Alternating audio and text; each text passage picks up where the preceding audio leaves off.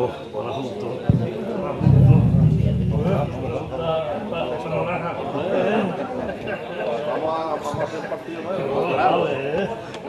buenas tardes. El Aula Abierta de Mayores organiza una nueva charla aquí en el teatro. Bienvenidos y bienvenidas todos. Conchi Morilla va a presentar al ponente, que se llama Raúl Puente Azuero, porque yo la dejo ya. ¿Qué hay que presentarse por ti? Bueno, pues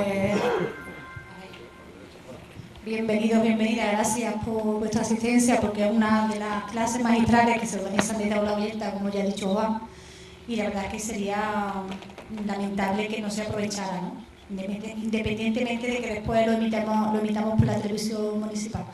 Pero son conferencias en las que luego da pie a que vosotros, asistentes, puedan hacer una pregunta si quieren, y bueno, es una pena desaprovecharla.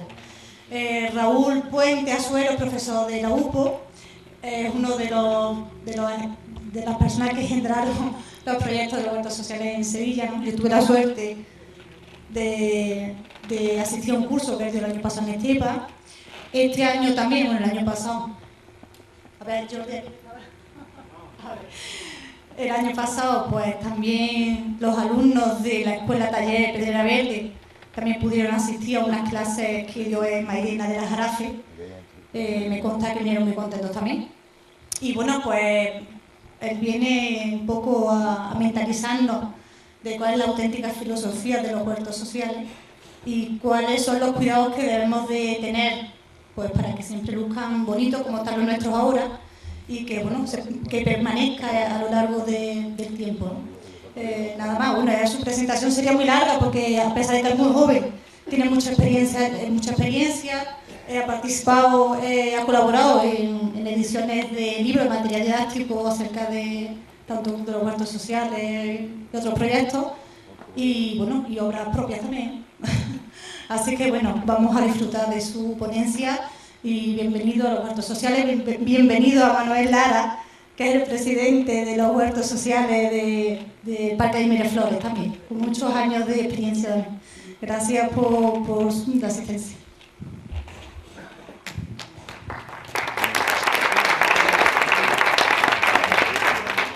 Bueno, buenas tardes. Bueno, muchas gracias, Conchi, por la presentación. Bueno, para mí es un placer estar aquí en Pedrera y poder contaros un poco de mi experiencia en el tema de los huertos sociales que tenemos en Andalucía, ¿no? Bueno, agradecer al Ayuntamiento también de Pedrera que me haya invitado y felicitarlo además por los huertos que tenéis aquí en Pedrera, porque la verdad que los vi hace poco y me quedé impresionado, ¿no? Con la calidad paisajística, y el estilo y la imagen que tienen los huertos, ¿no? Sí os pido que a los que estéis más atrás, ¿por qué no os acercáis? ¿No? Porque no acercáis más para acá, ya que tenemos sitio, más que nada por las imágenes, porque voy a poner muchas imágenes y para que las veáis bien, ¿no? Si no os importa, ¿no? ¿O las veis bien todo? Bueno, la veis bien. Eso en la universidad me pasa igual, los alumnos siempre se ponen al final, ¿verdad?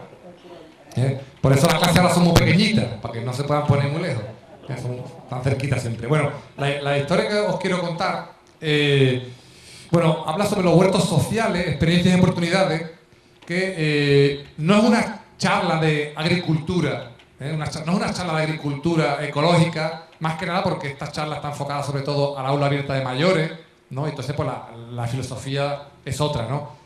Y además va relacionado con los huertos sociales, ¿no? Que los huertos sociales son un poco diferentes a el que tenga una persona un campo donde cultive hortalizas y verduras. Los huertos sociales tienen una finalidad, tienen un objetivo un poco diferente en las ciudades o en los pueblos a ese señor o esa señora que tiene un terrenito donde cultiva unas plantas. Es una idea, una filosofía un poco diferente. Una filosofía de convivencia, de encontrarte con tus vecinos, etcétera, ¿vale? Con lo cual, no solo voy a hablar de cuestiones agrícolas puramente, porque habrá gente a lo mejor que no le interese, sino que también voy a hablar un poquito de... Yo he dividido las charlas como en tres partes, ¿no? Una parte primera, que voy a contar un poco la historia, de dónde vienen esto de los huertos urbanos, los huertos sociales. Pensad una idea que aquí a lo mejor todo el mundo conoce las cuestiones del campo.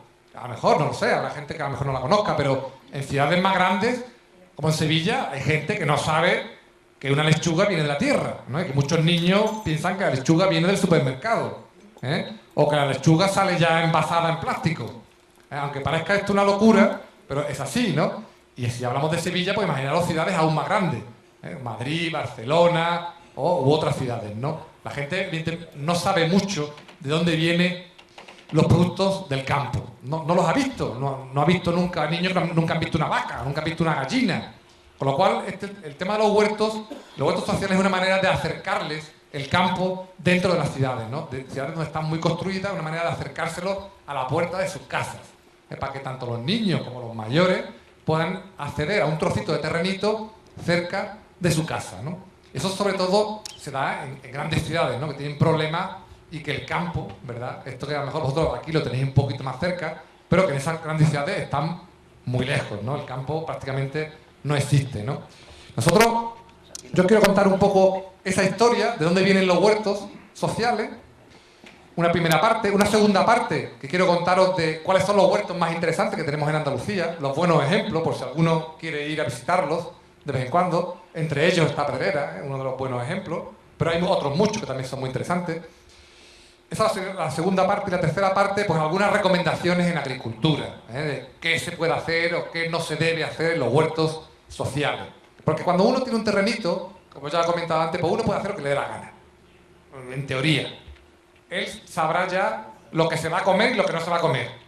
Pero cuando uno está en un huerto social que te ha dado el ayuntamiento, pues tiene que ser un poco responsable con lo que aplica, con lo que siembra, cómo se relaciona con los vecinos. Es un poco diferente, ¿vale? Esa será la tercera parte de las charlas, ¿no?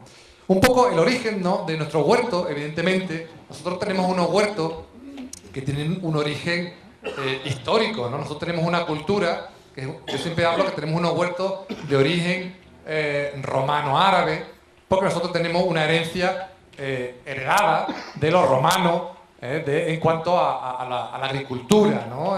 Los romanos ya tenían en sus casas, en los domus, un patio trasero o un patio interior con cultivos, ¿no? O en las vilas, que eran instalaciones un pelín más grandes, con huertos, ¿no? Ahí tenéis algunas de las ciudades andaluzas heredadas, ¿no?, con nombres romanos, donde podíamos encontrar huertos en las casas o en las ciudades, ¿no?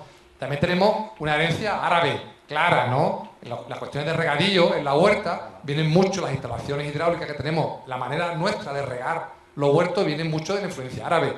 Incluso algunos de nuestros productos, por ejemplo, las berenjenas, las alcachofas, las espinacas, hay otros muchos más, ¿no? O otros productos que no son de la huerta, ¿no? Como por ejemplo el arroz o el algodón, todo eso vino de época árabe, ¿no? Fijaros que hasta la entrada de los árabes, pues aquí no se consumían ni berenjenas, ni alcachofa, ni espinaca, pero es que ni hasta el descubrimiento de América no se consumían ni tomate, ni pimiento, ni chocolate, ¿no?, ni cacao. Claro, uno piensa, bueno, ¿qué comían antes, no? ¿Qué comían, no? En época romana, pues si no comían nada de esto, ¿qué comían, no? Ni patatas, ¿no?, ni papas. En el siglo XVI, evidentemente, se incorporan a nuestra gastronomía, a nuestros huertos, esos productos, ¿no? Los tomates, las papas, los pimientos, bueno, el maíz, ¿no? El cacao no se cultiva, pero se consume. Por eso yo siempre digo que nosotros tenemos unos huertos que realmente hablar en Andalucía de huertos no es algo nuevo, ¿eh? Si hablamos en el centro de Madrid, pues la gente se alucina más. En Andalucía es más normal. Pero tenemos unos huertos de herencia romano-árabe con influencia americana. Esa es un poco la definición de nuestro huerto. Si nosotros estuviéramos en Japón, tendríamos unos productos completamente distintos. No tendrían ni esa influencia romana, ni árabe, ni productos americanos. Son unas hortalizas, unas verduras completamente distintas. O si estuviéramos en América Latina. Yo estuve el año pasado en Perú y su huerto no tiene nada que ver con los huertos nuestros. No tienen nada que ver. Plantan pimientos, pero primero les llaman de otra manera y luego son pimientos absolutamente distintos a los nuestros. El pimiento italiano nosotros tenemos, o el pimiento de azar, ¿no? No se cultiva allí, ¿no? Son productos absolutamente distintos y sus huertos son completamente distintos. No siembran en lomos y surcos. Es una manera absolutamente diferente de pensar la huerta, de regar, los productos que tienen. Por eso digo que nosotros tenemos unos huertos de estas características, ¿no? Romano-árabe con influencias americanas, ¿no? ¿Cuándo surgen los primeros huertos en las ciudades? Surgen evidentemente con la revolución industrial. Los primeros huertos que que salen en las ciudades era cuando llegan a las ciudades, se aumenta la población, se acumulan muchos obreros en las fábricas de las ciudades, y en los barrios obreros hay problemas de hacinamiento, conflictos sociales, una mala alimentación. Esto da lugar, pues, a conflictos sociales que los habéis visto en muchas películas, ¿no? O en la literatura. Los movimientos sociales, los movimientos obreros. Este es el germen de los primeros huertos en las ciudades tal cual los conocemos hoy día, ¿no? Y aparecen los huertos obreros. A mitad del siglo XIX aparecen los huertos obreros, que son los precursores de los huertos actuales como los que tenemos ahora en las grandes ciudades, ¿no? O en las ciudades, ¿no? Los huertos obreros, que era una manera de que los obreros que estaban en barrios hacinados tuvieran un trocito de terreno para poder tener una mejor alimentación. Algo muy similar a lo que estamos haciendo nosotros ahora, ¿verdad? Tener en nuestro barrio o en nuestra ciudad un pequeño terrenito, ¿no? Ahí tenéis algunas imágenes. Las imágenes que os voy a poner son imágenes que a mí me parecen fantásticas y que son difíciles de localizar. Forman parte de mi tesis. Me ha costado años encontrarlas, o sea que no penséis que esto se pueden encontrar fácilmente, ¿no? O sea que espero que sepáis valorarlas, porque a mí por lo menos me gustan mucho las imágenes. También en el siglo XIX hay huertos de inspiración cristiana, ¿no? Como la iglesia, sabéis que, en fin, se apunta a todo.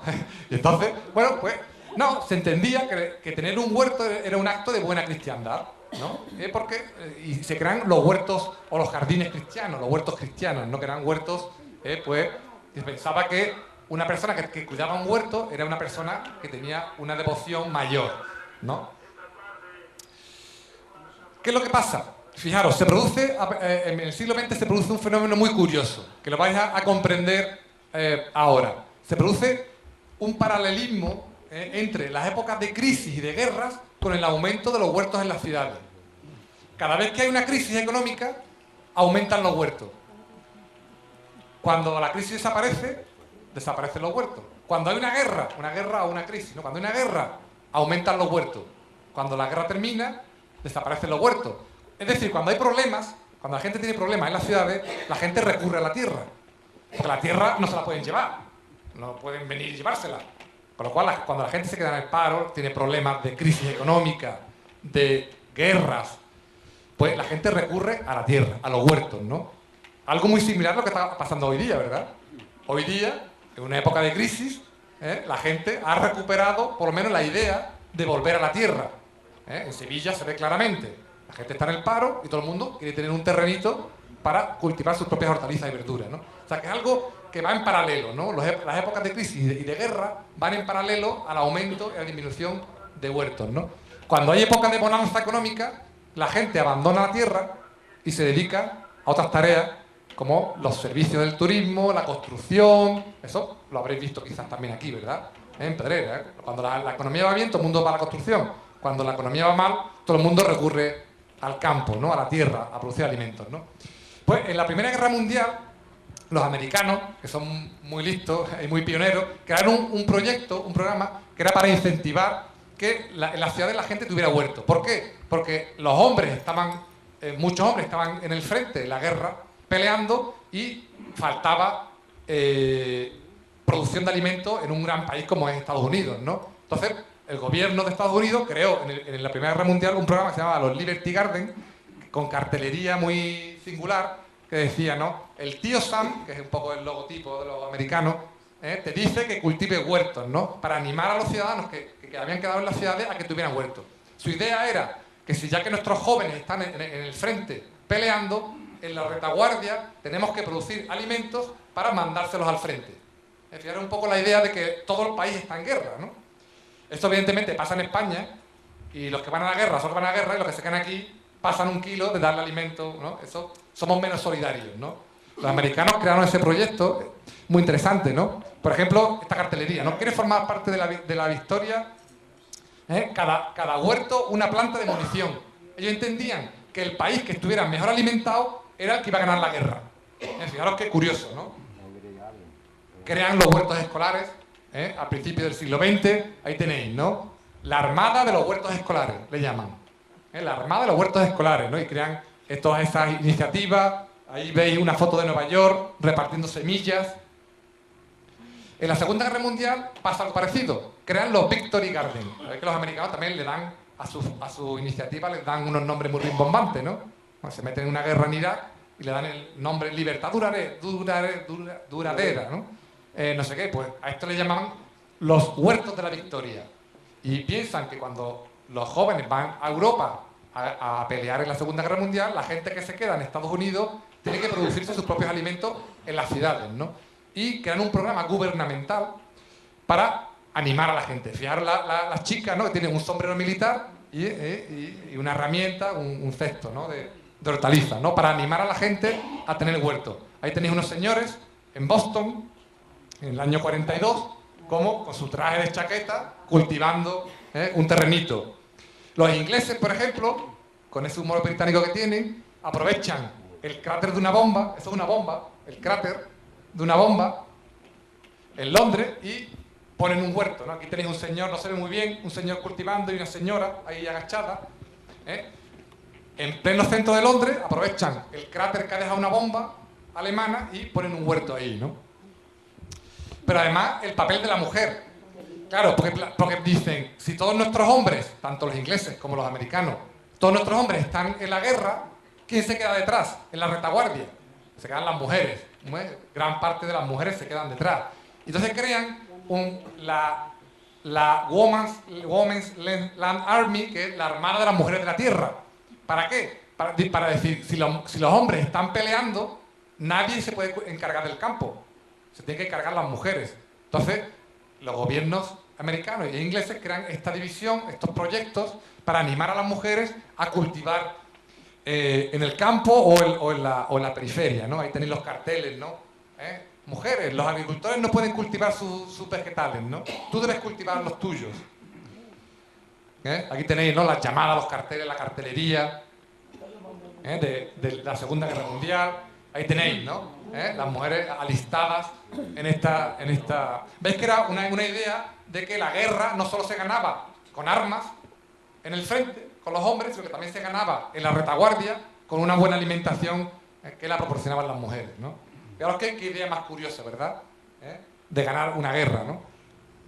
Los niños también colaborando, los niños sembrando en cajoneras. Es decir, todo el país estaba en guerra, pero unos con armas, otros con herramientas. Pero es que además se hacen, para promocionar los huertos en las ciudades, se alían con Hollywood, con las grandes fabricantes de cómics. Entonces, para animar a los niños y a los jóvenes a que pongan huertos en sus casas, sacan dibujos, cómics como estos, ¿no? Ahí tenéis a Superman, a Batman, a Robin en un huerto, para que los jóvenes cuando lo vean digan, uy, pues esto es interesante, ¿no? Vamos a crear un huerto, ¿no? O aquí tenéis al Pato Donald, con sus 3 sobrinitos, con una bolsa que pone semillas, y las herramientas. Le dice, chicos, vamos a construir nuestro huerto de la victoria. Fijaros, ¿no? Toda una política encaminada a animar a que la gente tuviera huerto. Fijaros que esto lo hacen los americanos a mitad del siglo XX, los años 40, y en España todavía no hemos hecho nada. Todavía no se ha hecho ninguna promoción de que la gente tenga huertos en sus ciudades o en sus casas como una manera de tener productos frescos, de calidad, ecológicos. O sea, que fijaros que todavía nosotros no lo hemos hecho, a nivel gubernamental. Acaba la Segunda Guerra, y fijaros los huertos, ¿no? En Alemania, Berlín aparece completamente bombardeada, y al año siguiente ya están los berlineses poniendo en marcha un huerto. No sé si alguien conoce esa imagen. Ese es el Parlamento actual. Ese es el actual Parlamento. Y ellos ponen en la puerta del Parlamento un huerto, ¿no? Cualquiera que vaya allí ahora, allí lo que hay una explanada ahora, vamos, ahí donde está Merkel, todos los días, ahí dentro, ¿no? Pues los berlineses se echaron a tener un huerto como manera de tener sus propios alimentos, ¿no? Imaginaros la posguerra, ¿no? La posguerra en Alemania, ¿no? Pues o te producías tú tus propios alimentos o nadie iba a darte alimentos, ¿no? Pero, por ejemplo, pero también huertos en situaciones conflictivas, ¿no? Por ejemplo, Nelson Mandela, cuando estuvo en la cárcel, que se pasó 20 y tantos años en la cárcel, en Sudáfrica, pues tenía su propio huerto en la cárcel. Y el huerto era una manera, pues, de evadirse, de consumir productos no envenenados, por si lo envenenaban, en fin, ese tipo de cuestiones, ¿no? Bueno, con todo esto, ¿no? La idea que os quiero trasladar es que cuando tenemos épocas de crisis o épocas de guerra, todo el mundo se pone a cultivar el campo, ¿no? Eso sobre todo se da en las grandes ciudades, ¿no? Cuando la gente no tiene acceso a un terreno, ¿no? Entonces es cuando los ayuntamientos, los gobiernos crean huertos, ¿no? Y algo muy similar está pasando hoy día. ¿Cuál es la explicación de que todo el mundo ahora en España esté la moda un poco de los huertos, ¿no? Evidentemente la crisis, ¿no? La crisis económica ha hecho que el boom de los huertos pues, explote en España, ¿no? Evidentemente la crisis en España, ¿no? Que bueno, hay un presidente del gobierno que dice que ya se está acabando, bueno, habrá que verlo. La crisis en España que comienza como una crisis económica, social, territorial, medioambiental, sobre todo motivada por la construcción, ¿no? La gente, todo el mundo ha querido hacer negocio con el ladrillo. Yo siempre digo que eso se le llama la alquimia española, ¿no? Los españoles somos capaces de convertir un trozo de ladrillo en un lingote de oro, ¿no? Somos mágicos en eso, ¿eh? La verdad que es fantástico, ¿no? Claro, eso da problemas, evidentemente eso da problemas un montón de urbanizaciones vacías, un montón de barrios que se han construido y no vive nadie, problemas de especulación urbanística, villas fantasmas, todo eso, además, todo el problema consabido posterior de la corrupción urbanística, todo eso, ¿no? Que al final los medios de comunicación nos están bombardeando, ¿no? Claro, la crisis económica, que además el ladrillazo, que además no es nuevo en España, que es un ladrillazo que se lleva repitiendo durante muchas décadas. Fijaros, está la imagen de Benidorm en los años 50 y está en la imagen ahora. Fijaros el cambio, ¿no? De Benidorm. O esto es una imagen creo que es Altea, en Alicante, una de las zonas del Levante valenciano. Esto, una foto del año 70, una foto actual. Veis que el cambio es radical, ¿no? Claro, ¿qué ha pasado con la crisis? A partir del año 2007, el desempleo se ha disparado, prácticamente ahora tenemos cerca de un 30% de desempleo en Andalucía. Todo esto provoca la indignación, el 15M, la gente se echa a la calle, empieza a protestar. Y una de las protestas era poner huertos. Esa es una manera de reivindicación. En Madrid, en la Puerta del Sol, una de las maneras para protestar contra el sistema actual, la gente cabreada, era poner un huerto. Y pusieron un huerto ahí en la Puerta del Sol en Madrid, ¿no? Es una manera de reivindicarse, ¿no? ¿Qué es lo que ha pasado? Evidentemente que ha habido un boom de huertos en Andalucía. En Andalucía y en toda España, ¿no? Que evidentemente para nosotros es una novedad, pero que si os fijáis, ¿no? En otros países como Inglaterra o Estados Unidos llevan desde el siglo XIX creando huertos, ¿no? Con programas estatales de creación de huertos. Para nosotros es algo muy nuevo, el tema de los huertos urbanos, los huertos sociales, ¿no? Fijaros, hasta el año 2007, esos eran los huertos que había en Andalucía, sobre todo muchos concentrados en Sevilla, en el Parque de Miraflores, que está aquí Manolo Lara, que es el presidente de la asociación de allí de los huertos del Parque de Miraflores. En fin, había otros, sobre todo en la campiña sevillana, donde se concentraba la mayor parte de los huertos en Andalucía. Fijaros, eso era antes de la crisis, fijaros con la crisis, ¿no? En 5 años se han multiplicado los huertos, y estos son datos del año 2014, que de mitad del 2014, verano del 2014, han pasado 8 meses, pues seguro que los puntos rojos esos se han disparado mucho más, ¿no? Fijaros el cambio, ¿no? Antes de la crisis, durante la crisis, ¿no? O sea, evidentemente, la crisis demuestra la teoría de que cuando hay problemas, la gente, los ayuntamientos sobre todo, encuentran en los huertos una buena manera de dar un terreno a la población, proporcionar que ellos mismos se produzcan alimentos de una manera bastante fácil y bastante barata, porque no son unas grandes instalaciones, no cuestan mucho dinero y el ciudadano está muy agradecido, ¿no? Algunos ejemplos que tenemos en Andalucía. Por ejemplo, los huertos del Parque de Miraflores, que ahora los vamos a ver un pelín más, con un paisaje bastante bonito. Son unos huertos que llevan ya 21 años, 24 años, empezaron en el año 91. Pero huertos además en barrios conflictivos. Por ejemplo, las 3.000 viviendas de Sevilla, ¿no? ¿Quién se iba a imaginar las 3.000 viviendas de Sevilla, que es un barrio bastante conflictivo? Pues los vecinos se han organizado, eso sí, porque el Ayuntamiento de Sevilla no es tan enrollado como el que tenéis aquí, que os pone los huertos. Allí no te ponen huertos con esa facilidad. La verdad que todo se ha dicho, ¿eh? Esta crítica. Pues, evidentemente, no les van a poner unos huertos no les iban a poner unos huertos en las 3.000 viviendas, porque iban a pensar que aquello se iba a convertir en un sitio de robo.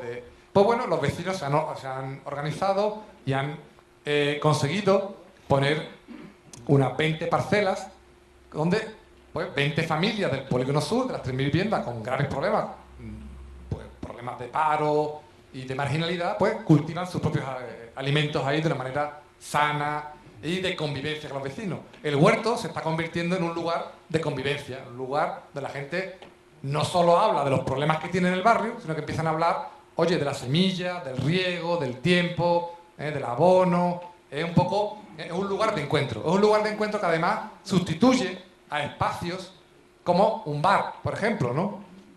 Sustituye a un espacio donde la gente pues, va a beber, a fumar en fin. Entonces, el huerto se convierte en un espacio de convivencia bastante interesante, ¿no? En barrios como este, ¿no? Otros ejemplos bastante curiosos, ¿no? Como en el viso del Alcor, que tienen unos huertos en terraza. Allí tienen, en la ladera de una montaña, pues han hecho los huertos en una terraza, ¿no? Y han aprovechado un sistema de riego del siglo XVIII, creo que es, con unos canales de riego muy curiosos. Entonces han integrado lo que es el patrimonio de riego del pueblo, lo han recuperado para los vecinos, ¿no? Y han hecho unos huertos bastante curiosos, ¿no? Muchos que tenemos en la provincia también de Sevilla y muchos en Andalucía, ¿no? Fuentes de Andalucía, ahí tenéis, ¿no? Además aquí han conseguido que Cajasol les pagara parte de los huertos, proyectos de creación de huertos sociales en Andalucía, destinados sobre todo a los mayores, en los palacios, huertos sociales, en Osuna, huertos sociales. Veis que es algo muy frecuente, ¿no? Además aquí han gastado bastante dinero en cartelería, explican la fauna, etc., ¿no? Martín de la Jara, aquí cerquita, ¿verdad? ¿Lo habéis visto, los huertos de ahí de Martín de la Jara? Están saliendo del pueblo, donde se ve ya al fondo los molinos, ¿no? Los molinos de viento, ¿no? Están en la urbanización La Portada, creo que es. Urbanización La Portada. Os animo a que vayáis a echarle un vistazo, ¿no? En Ardales, huerto municipal intergeneracional. Porque esto es otra de las ideas interesantes, los huertos, ¿no? Los huertos normalmente, claro, ¿quién sabe de campo, ¿no? ¿Quién sabe de agricultura? Normalmente en Andalucía quien sabe o lo ha estudiado o lo saben los más mayores. Lo saben los más mayores, ¿no? ¿Qué es lo que pasa? Que al final los más mayores tienen que contárselo a los más jóvenes, porque si no esa cultura se pierde. Esa cultura se pierde. Y eso, a lo mejor, bueno, nosotros allí en Miraflores lo hemos visto durante años, ¿no? Que los niños llegan allí a los huertos escolares y no saben lo que es una semilla, no saben identificar las plantas, no saben identificar la cebolla, las zanahorias, las saben identificar cuando sale el producto, pero si no sale, la mata no la saben identificar. Toda esa cultura pues se pierde, evidentemente, ¿no? Si no son los mayores los que se la enseñan a los más jóvenes, ¿no? Con el tema de los huertos municipales se consigue mucho eso, ¿no? De manera informal. ¿Por qué? Pues porque los hortelanos o las hortelanas se llevan a sus nietos o a sus hijos al huerto y les enseñan poco a poco, es una buena manera de aprender, o a través de los huertos escolares. Los huertos escolares, pues el propio ayuntamiento o las asociaciones que los gestionen organizan unas parcelas para los niños y allí les enseñan todo el proceso desde la siembra, el trasplante, el riego, el calendario agrícola, conocer las enfermedades de las plantas, las plagas, todo eso, ¿no? Y eso se lo enseñan a los mayores. Si no articulamos esas maneras de traspasar la información, esa información se pierde.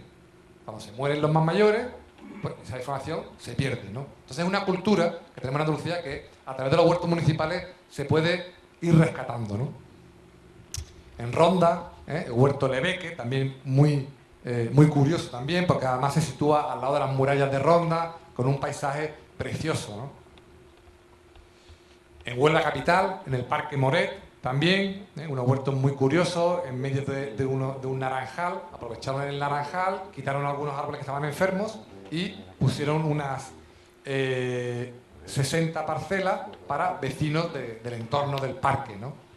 Pensad que las grandes ciudades no tienen espacios para cultivar, entonces se suele utilizar mucho el interior de los parques. Los parques son una zona verde donde En vez de tener césped, arbolito y romero, pues tienen lechugas, tomates y pimientos, ¿no? Son parques comestibles, ¿no?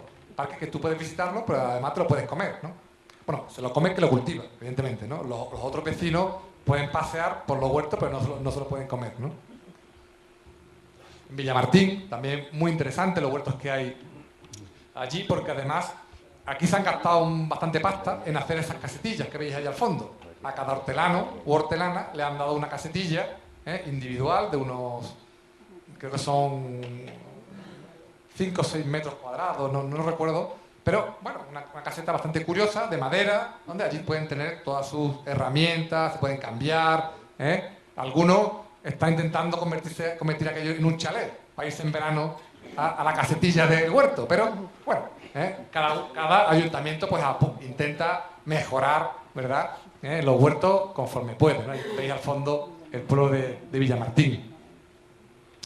Palma del Río también, al lado de una zona de naranjo. En Palma del Río se cultiva mucho naranjo y todo el mundo sabía mucho de naranjos, y solo sabían de huerto la gente que tenía algunos terrenos en la vega del río, que las vegas son las que se utilizan para los huertos, ¿no? Pero mucha gente se dedicaba solo a la naranja o a los cítricos, ¿no?, al limón, pero no sabía nada de huerto. Pues gracias al huerto que ha puesto el ayuntamiento en Palma del Río, pues mucha gente está empezando a conocer la cultura de la huerta. Los niños de los colegios de Palma del Río van frecuentemente a visitar estos huertos, etcétera, ¿no? En Cabra también, en Córdoba, son destinados a proyectos de huertos de ocio, ¿no? Empezaron en otoño del 2013. Veis que son todos muy recientes, ¿verdad? En Pedrera, no voy a contar nada, ya los tenéis ahí. Es muy curioso, además, cuando pasa el ferrocarril por detrás. A mí esa imagen me ha impactado, porque los huertos tienen un tiempo muy tranquilo, los huertos son algo lentos y el ferrocarril es rápido, ¿no? La verdad que contrasta mucho, ¿verdad? Bueno, os voy a contar un poco rápidamente la experiencia del Parque de Miraflores, ¿no?, allí en Sevilla, para lo cual además os animo a que vayáis también a visitarlo. Os he mostrado algunos que tenéis por aquí cerca, por el entorno, que podéis ir a visitarlos. En Martín de la Jara, en Gilena hay otros, en Casariche, en Aguadulce, en La Luisiana, en fin, en Ronda, hay muchos, ¿no? Este me parece interesante, del Parque de Miraflores, porque además fue el primer huerto social que hubo en España. Esta es la imagen del Parque de Miraflores en el año 83, ¿no? Era una gran escombrera en el borde de la ciudad, si alguno conoce aquella zona, donde las constructoras pues tiraban todos los restos de obras, los tiraban allí, ¿no? Como antiguamente había en las periferias de las ciudades, se convertían en vertederos incontrolados, ¿no? ¿Qué es lo que pasa? Los vecinos se organizan y en esta zona del norte de la ciudad, eso Manolo Lara, que está aquí, lo podrá contar mejor que yo, pero los vecinos se organizan y deciden crear una asociación. El Comité Pro Parque Educativo Miraflores ocupan esas escombreras, ocupan los edificios, ocupan esos terrenos, se crean, pues ahí tenéis, ¿no?, campañas reivindicativas, manifestaciones al parque, ocupación de edificios, domingos verdes, plantaciones de árboles, recogida de firmas, en fin, mucha bronca, ¿no? Son años de bronca para reclamar que aquello no fuera una escombrera, sino que fuera una zona verde, ¿no? Bueno, se consigue por fin recuperar las escombreras, crear un parque, y en una de las zonas se crean unos huertos, ¿no?, con 4 proyectos: los huertos de ocio, los huertos escolares, el invernadero joven y los itinerarios pedagógicos. Normalmente la gente, cuando se habla de huertos, solo piensa en los huertos de ocio, que son aquellos, ¿no?, ¿verdad? Son los primeros. Son los huertos para los adultos. Lo interesante de Miraflores es que tiene otros 3 proyectos más que son complementarios y que poco a poco van saliendo en los huertos. Miraflores pensaba que los huertos se empezaron en el año 91, con lo cual es un modelo que ha ido mejorándose con el paso de los años, ¿no? Pero al final pasará algo parecido aquí. Al final los niños o los colegios os pedirán participar en los huertos, ¿verdad? Tienen huertos, ¿verdad?, ¿no? Ya son huertos escolares. Luego habrá visitas, pues visitas de gente que querrá ir a ver el huerto, asociaciones, peñas, las mismas clases de los colegios. Querrán hacer visitas, ¿no? Los huertos de ocio, los huertos escolares, los itinerarios y el invernadero joven. El invernadero joven es, fijaros, porque tenemos a toda la población, tenemos a los niños en huertos escolares, donde aprenden, tenemos el invernadero joven, que ya es niños un poco más mayores, son adolescentes, que ya han estado el año anterior en los huertos y al año siguiente continúan aprendiendo cosas en el invernadero, desde la semilla hasta que sale la plantera, se trasplanta luego. Ellos mismos son los que muchas veces les enseñan a los niños más pequeños. Pero estamos hablando de chavales que tienen 12, 13 años que les enseñan a niños que tienen 10. Veis que toda esa información es muy interesante, ¿no? Y luego tenemos los huertos de ocio, que son los mayores, ¿no? O sea que tenemos todas las edades para que la gente se forme en agricultura ecológica, en la alimentación sana. ¿Cómo se organizan los huertos allí en el Parque de Miraflores? Bueno, esto va cambiando, ¿no? Va evolucionando, pero bueno, tradicionalmente se hacen asambleas de hortelanos, una al mes. Se hace una asamblea de hortelanos donde se reúnen para discutir los problemas que haya, ¿no? Para discutir qué dificultades puede haber, etcétera. ¿Para qué? Para demandárselo posteriormente al ayuntamiento o a la asociación, ¿no? Se crea una comisión de hortelanos. Pensad que en Miraflores, de los huertos de ocio, tenemos 165 parcelas, de unos en torno a 100 metros a 150 metros cada parcela. Claro, imaginaros poner de acuerdo a 165 familias. Eso es imposible, ¿no? Si va cada uno a pedir algo al ayuntamiento o a pedir algo a la asociación, es imposible. Entonces, se crea una comisión de hortelanos conformada por un grupo de hortelanos que son los que tienen la voz de representación de los demás, ¿no? Y ellos son los que trasladan los problemas. Que hay un problema con el agua, un problema con una avería, un problema con lo que sea, ¿no? Además están los tajos colectivos. Los tajos es una manera de que, claro, si los hortelanos, ellos tienen aquello gratis. No pagan por el suelo, no pagan por el agua, ¿verdad? En fin, tienen una cierta seguridad porque tienen unas vallas. Que menos que ellos le devuelvan algo a la sociedad, ¿no? O si es el ayuntamiento el que te ha puesto el riego, el suelo, etcétera, pues que menos que tú le devuelvas algo, ¿no? A la sociedad, ¿no? Entonces los tajos es una manera de que los hortelanos se responsabilicen de una cuestión común, de un espacio común. ¿Por qué? Pues si no, el hortelano o la hortelana lo que hace es va a su terrenito y dice, yo no quiero saber nada de nadie. Se olvida del vecino y se encierra allí. Entonces, ¿para qué queremos unos huertos sociales? Si te vas a encerrar en tu parcelita. Si te vas a encerrar en tu parcelita, pues mejor te compras un terreno en algún sitio y cultivas allí tú solo. Ya está, tú solo, sin tener nada que ver con nadie. Pero claro, los huertos sociales se hacen no solo para que tú cultives, se hacen para que tú te relaciones. Y además le devuelvas a la sociedad algo de ese privilegio, porque tú al fin y al cabo eres un privilegiado, al tener un terreno gratis, agua gratis, etc. Entonces, por ahí tenéis algunos de los tajos, ¿no? Ellos también se organizan, pues ahí la zona de rosales. Claro, hay zonas que no pueden ser para huertos, hay de plantas ornamentales, de flores. Esas zonas se cultivan entre un grupito de señores o de señoras, ¿no? El invernadero, ¿por qué? Porque tenemos varios invernaderos en los huertos. ¿Para qué es lo del invernadero? Pues para que ellos mismos se produzcan sus propias semillas, sus propias planteras. ¿Por qué? Porque sale mucho más barato. Imaginaros cada uno comprando semillas sin ton ni son, ¿no? Primero que unos comprarían semillas transgénicas, el otro híbridas, el otro, aparte de que cuesta más caro, se comprarían peores semillas. El invernadero lo que se hace es que ellos, todos los hortelanos, ponen, creo que son 5, 6 o 7 euros al año, y ellos mismos tienen una comisión de invernadero donde producen, llevan un control y producen sus planteras. Entonces, según la época del año, van repartiendo las planteras a las parcelas. Pues dicen, de tal fecha a tal fecha vamos a repartir pues 30 planteras 30 plantones de pimiento. Pase usted a recogerla.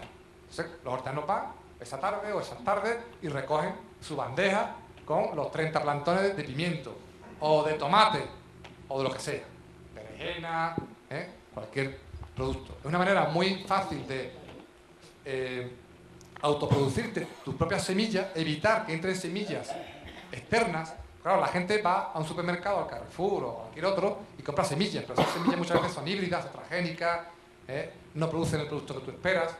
Con esto se garantiza de que se crea un pequeño banco de semillas, se van seleccionando las mejores semillas. Pensad que la gente que gestiona el invernadero, con el paso de los años se convertirá en auténticos expertos en semillas y en invernadero. Ellos van seleccionando las propias semillas, van eligiendo las mejores y son las que van reproduciendo año tras año. Con eso nos evitamos también que la gente lo compre fuera, compre las semillas fuera en sitios que a lo mejor no debería, ¿no? Una manera muy buena de autogestionar los recursos, ¿no? O, por ejemplo, las obras, ¿no? Pues, ¿por qué? Porque hay algunos que son hortelanos, que saben de albañilería, saben de reparaciones.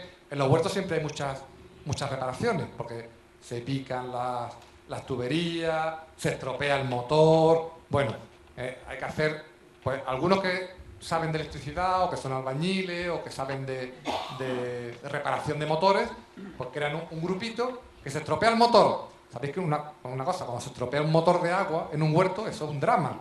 Eso es la Tercera Guerra Mundial. Si la gente se queda sin agua un día, parece que se van a morir las plantas, ¿no? Allí se forman que son capaces de colgar a cualquiera, del palo mayor. Entonces, claro, los mismos hortelanos se autoorganizan para arreglar el motor de agua, hacer las reparaciones pequeñas reparaciones que haga falta, ¿no? Realizar. Es una manera también de que el hortelano le devuelva a la comunidad, a la sociedad, al barrio, a la ciudad, le devuelva algo que tú tienes gratis, ¿no?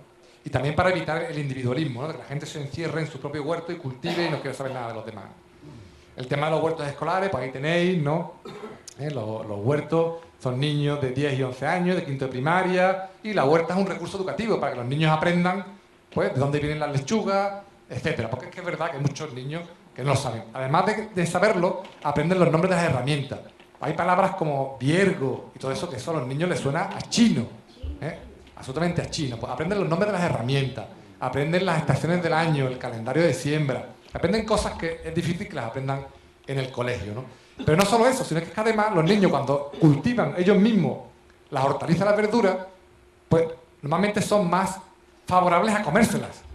Porque sabéis que con los niños es difícil muchas veces que se coman las hortalizas y las verduras. Ahora, si un niño, él ha visto que ha puesto la semilla, ha visto que ha salido la planta y que ha salido un producto, eso por lo menos lo va a probar para comérselo. E imaginaros el impacto, ¿no? Cuando van los niños, recogen sus lechugas y van camino de su casa por todos los barrios enseñando muy orgullosos la lechuga que han sacado. Eso es un orgullo. Normalmente esos niños acaban comiéndose la lechuga, con lo cual es una buena manera también de mejorar la alimentación de los niños, de que no coman solo pizza o salchichas con tomate, ¿no? Es una buena manera de mejorar también la alimentación, no solo de enseñarles, sino de mejorar su gastronomía, ¿no? Yo siempre digo además que los huertos son espacios multiproductos y deben ser espacios multisociales. Es decir, los huertos más interesantes son aquellos huertos donde combinan que no solo hay niños, que no solo hay mayores, sino que además hay niños o hay asociaciones. Mira, los huertos tradicionalmente que tenemos en Andalucía, los huertos tienen un paisaje muy claro. La mayoría somos, ¿no? Me incluyo también, hombres, los que hay en los huertos. Son espacios un pelín machistas, es verdad.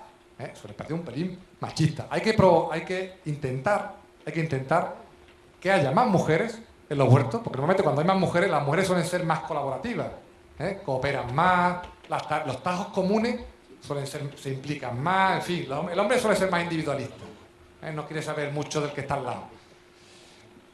Hay que provocar que haya mujeres, que haya niños también, pero os he comentado antes, que se trasvase esa información. Y porque luego es un poco la misma explicación que un huerto. ¿Un huerto qué es? Es cuando tú tienes una variedad de especies hortícolas, ¿no? Tú en un huerto no plantas solo lechuga, ¿verdad? En un huerto se pueden plantar al mismo tiempo 10 tipos de hortalizas. Lechuga, tomate, pimiento, en fin, según la época del año, ¿no? Un huerto no es un monocultivo. Tú no plantas solo lechuga. Tú plantas 10 tipos, ¿verdad?, de hortalizas. Para la asociación, la rotación de los cultivos, que ahora hablaremos un poco. Pues igual pasa con las personas. Tú no puedes tener un solo perfil de la población. No puedes tener solo hombres en la huerta, en el huerto social. Porque eso al final es un monocultivo que no es interesante. No es interesante. Al final tienes que tener una variedad de personas. Tienes que tener hombres, mujeres, niños, mayores, jóvenes, parados, trabajadores. Se ha puesto muy de moda también los huertos para parados, que a mí me parece bien, me parece interesante, pero yo siempre digo, creo que un huerto solo para parados no es bueno. Primero, los parados tienen que estar buscando un trabajo, eso es lo primero. Y en segundo lugar, no puedes crear un gueto solo para parados. Tendrás que crear un huerto para los habitantes del municipio, que muchos serán parados, porque son los que tienen a lo mejor más tiempo. Pero tienes que abrirlo a trabajadores, a parados también, ¿no? O solo para jubilados. Yo creo que no hay que poner huertos solo para jubilados, hay que poner huertos para todo el mundo, porque al final los jubilados no quieren estar solo con otros jubilados, también quieren estar con otra gente, ¿vale? En fin, es una teoría muy personal que la he sacado un poco en base a la experiencia de lo que he visto en los huertos para Andalucía, ¿no? Luego los huertos deben tener unos reglamentos, ¿no? Unas normas, unas ordenanzas. ¿Por qué? Porque son espacios comunes que tienen que tener unas normas para cumplir. Yo siempre digo, si tú no quieres cumplir estas normas, oye, vete a un terrenito tuyo y allí haz lo que te dé la gana. Pero claro, si el ayuntamiento te ha puesto unos huertos, pues debes de cumplir unas mínimas normas de convivencia. Aquí os he puesto algunas de una normativa, de una ordenanza municipal de Alcalá la Real, de un pueblecito, de un pueblo que hay en Jaén. Me parece muy curiosa, podría haber cogido, por ejemplo, la de aquí también, ¿verdad? La de Pedrera, pero bueno, he cogido esta. Y bueno, y se prohíbe algunas cuestiones, ¿no? Se prohíbe plantar plantas psicotrópicas, o sea, no puedes plantar marihuana, ese tipo de cosas, evidentemente. Se prohíbe la utilización de fertilizantes químicos, se prohíbe, por ejemplo, modificar los límites de la parcela. Eso pasa mucho, ¿no? Tú das una parcela a unos huertos, ¿no? Y el primer mes todo el mundo respeta la parcela. Cuando pasan 3 años, los límites no los conoce nadie.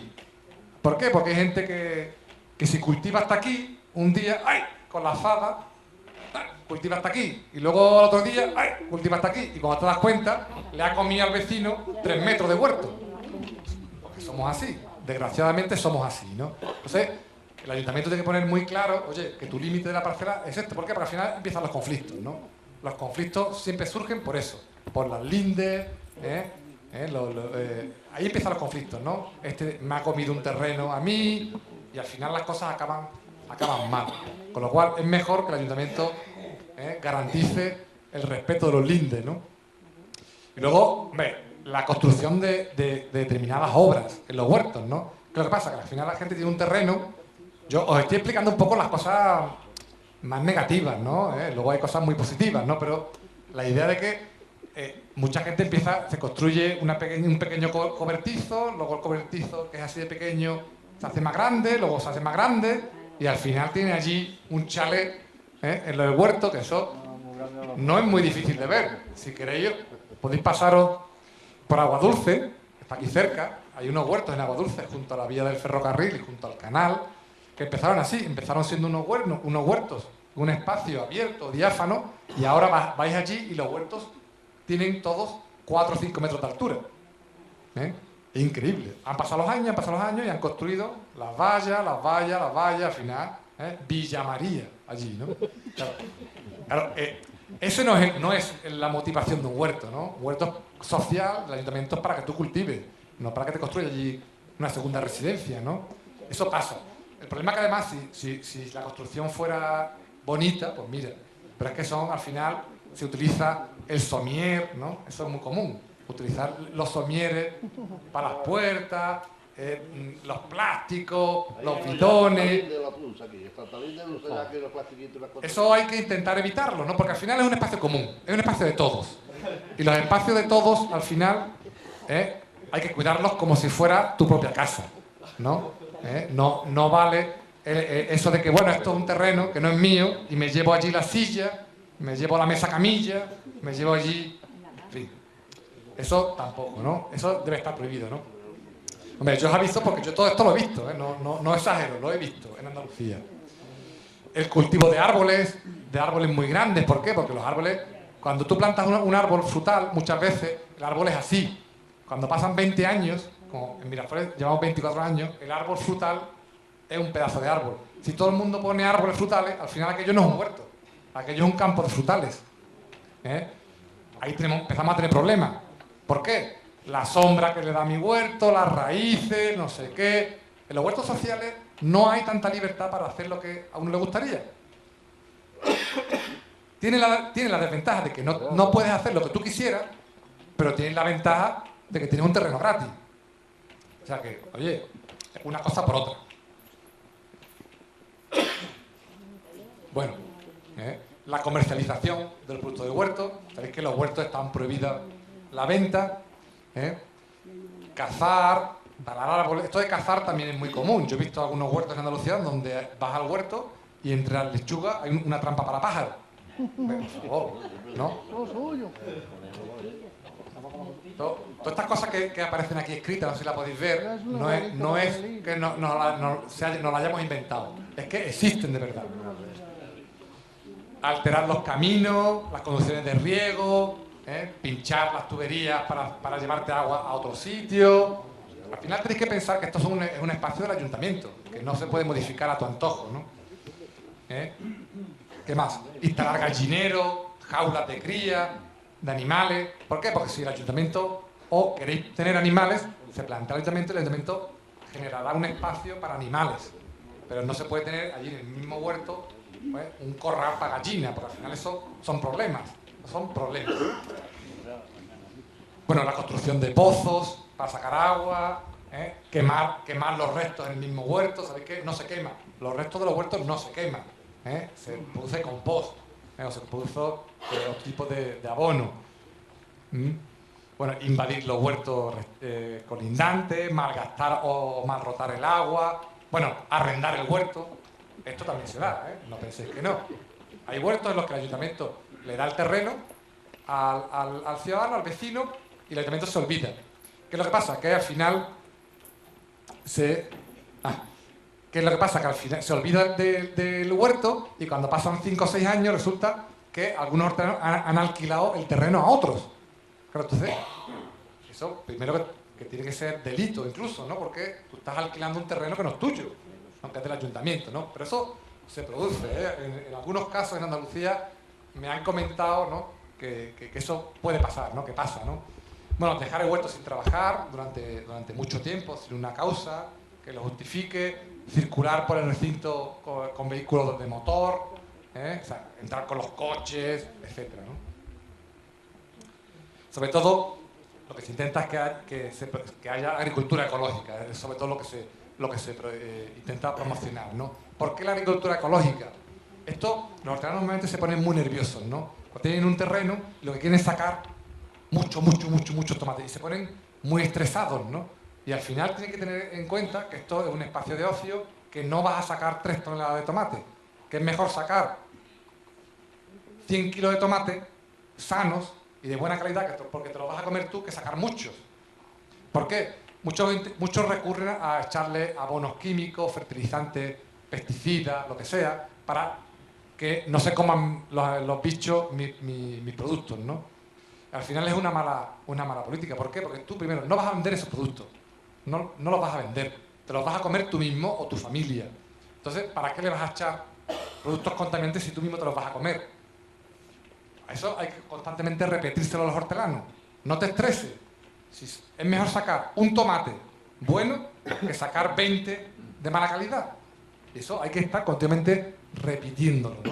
Repitiéndolo.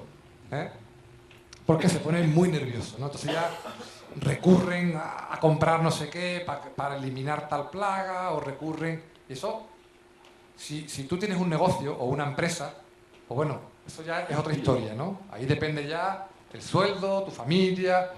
Pero unos huertos sociales, que lo que te estás produciendo es tus propios alimentos para ti, para tu familia o para tus amistades, hay que relajarse un poco, producir ecológicamente, no echarle porquerías a los huertos, porque te lo vas a comer tú, te lo va a comer tu familia.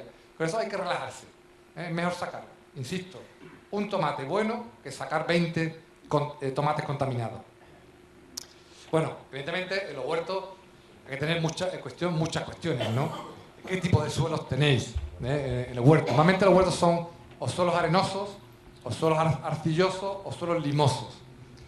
Que no está puesto ahí, el suelo limoso. El suelo limoso es el que podemos encontrar en las vegas de los ríos, que son los suelos que se inundan anualmente con la crecida de los ríos. Son suelos muy fértiles. Claro, la desventaja que tienen es que se suelen inundar con la crecida de los ríos o de los arroyos, ¿no?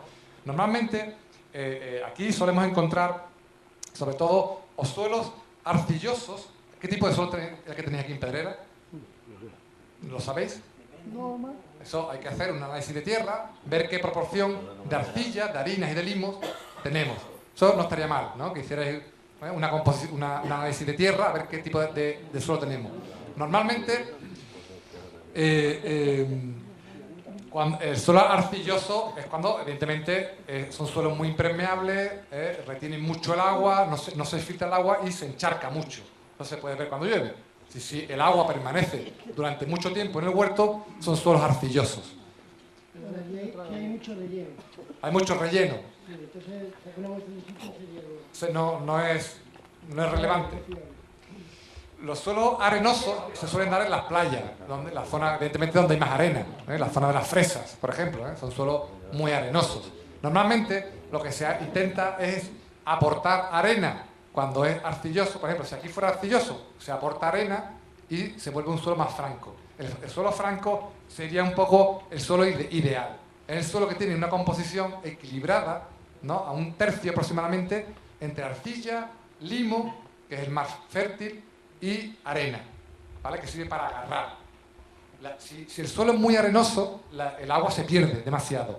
Si el suelo es muy arcilloso, el agua se retiene demasiado. El suelo debe tener una composición equilibrada. Un poco de arena, un poco de arcilla y un poco de materia orgánica, del limo. ¿Para qué? Para que la combinación de esos tres provoque un suelo franco, que sea un suelo de calidad para el cultivo, ¿no? Hay, evidentemente, otras subcategorías de tipos de suelo, pero bueno, no vamos a entrar mucho en eso, ¿no? Los tipos de riego que podéis encontrar en los huertos, ¿no? Normalmente encontramos dos tipos de riego. El primero, el superficial, tradicional, el de manta, el de encharcamiento, que se produce, ¿verdad?, con cañería, que van abriendo con puertas y se va regando por gravedad. Tienen que tener una pequeña pendiente, los huertos, para que el agua circule. Ese es el riego tradicional que conocemos aquí, ¿no? En el Valle de Guadalquivir, por lo menos, ¿no? En otros puntos de España se riega de otra manera, se riega en bancales. Por ejemplo, en Mallorca o en zonas de Cataluña se riega en unos grandes cuadrados que son unos bancales elevados. Nosotros normalmente regamos en lomos y surcos, ¿verdad? Se riega por inundación el surco y se planta en el lomo o en los bordes del lomo, ¿verdad? El riego subterráneo es un tipo de riego que va por debajo, son tuberías que van siempre enterradas y van incorporando el agua directamente en las raíces. El subirrigación, que también es parecido al anterior, son tuberías subterráneas.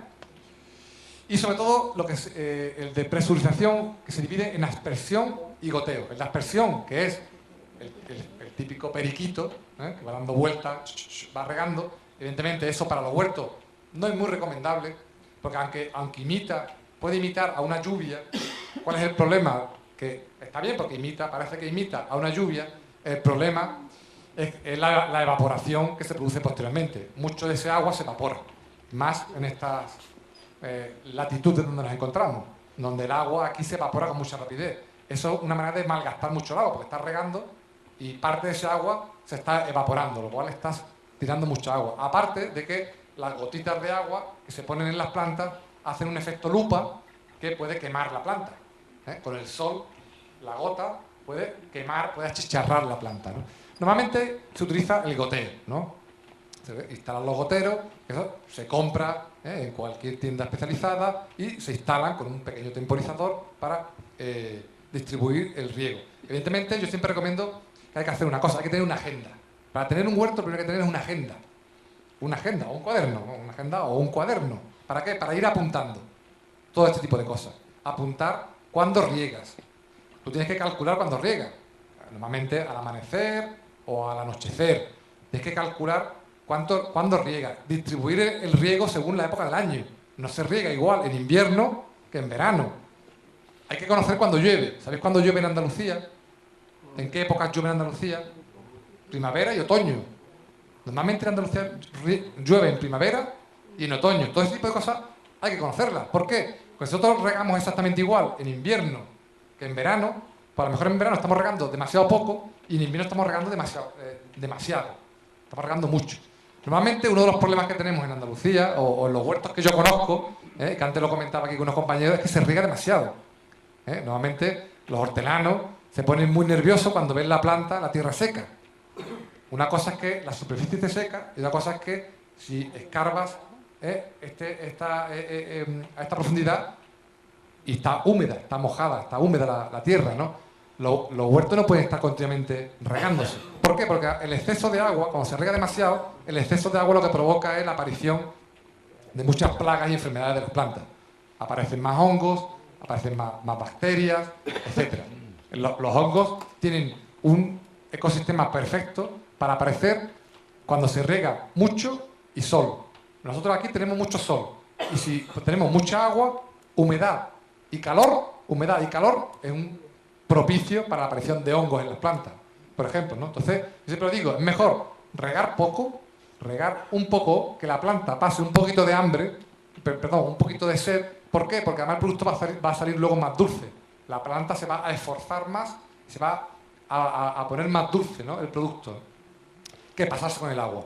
Porque si te pasas con el agua, al final la planta lo que está haciendo es rellenándose de mucho líquido, de mucha agua, y el sabor es menor, pero además la planta como que se acostumbra, ¿no? Se acomoda a tener mucha agua, y si un día, por lo que sea, no puedes regar, la planta lo pasa fatal. ¿Por qué? Porque se ha acomodado, se ha vuelto muy cómoda la plantita, vive muy bien, rega todos los días, muy cuidada. No sé, imagínate que te pones un día malo o una semana malo y no puedes ir.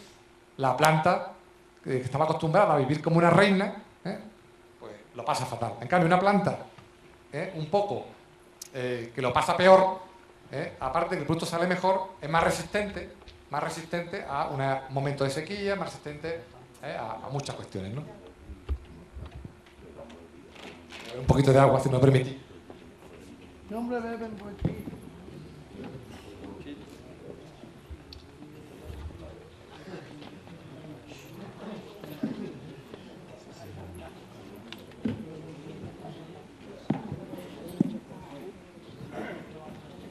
Bueno, normalmente en los huertos que hay en Andalucía, normalmente se riega o bien por goteo o por el riego tradicional, ¿no? Evidentemente, las ventajas que tiene el riego por goteo todo el mundo las conoce, ¿no?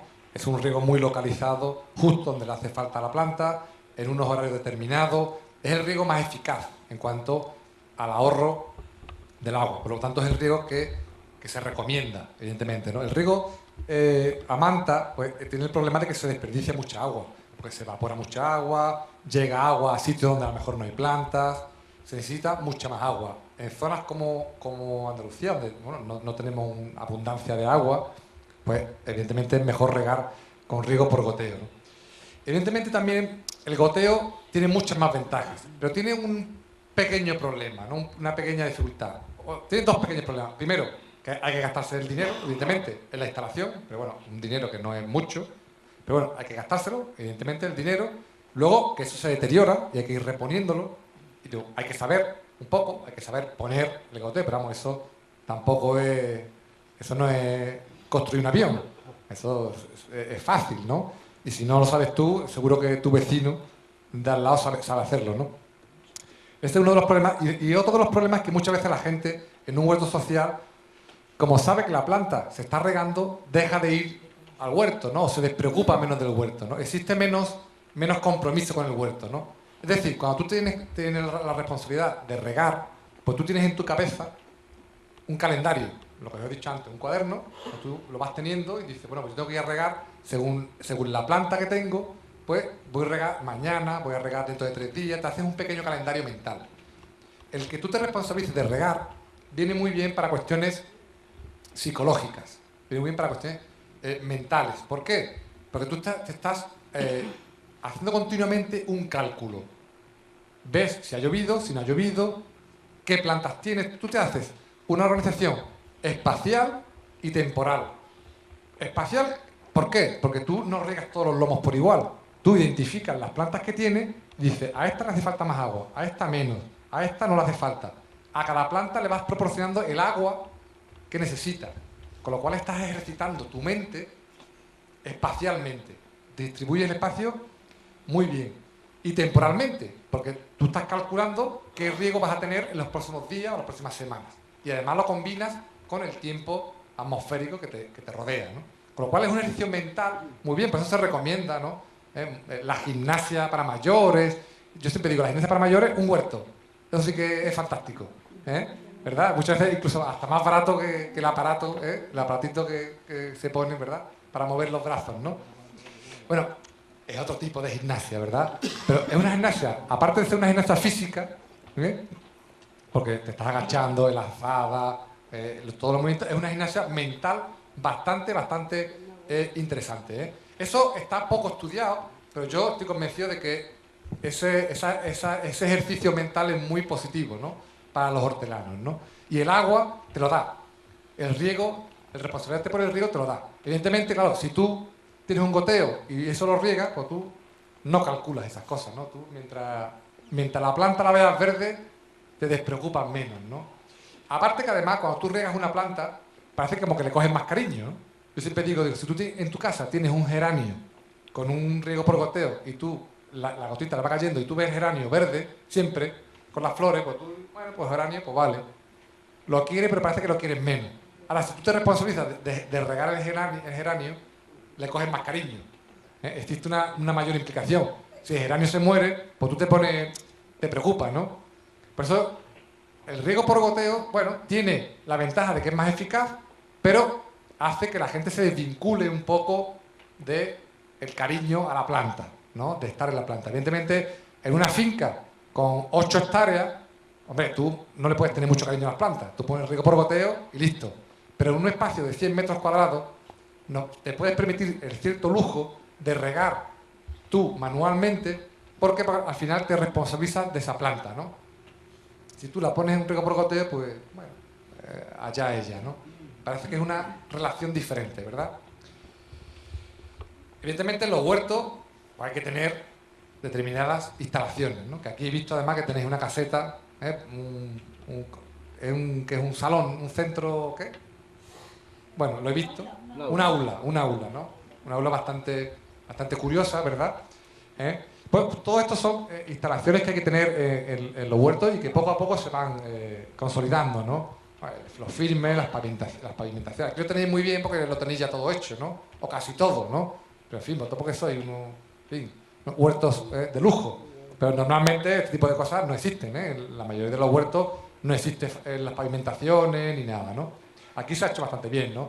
Una instalación eléctrica, normalmente hay que instalar un motor de agua, una bomba para llevar agua a esos huertos, o si los huertos se sitúan en un parque, normalmente se riega con el agua que se utiliza para regar los jardines del parque, ¿no? Hay que tener cerramiento, unas casetas, taquillas.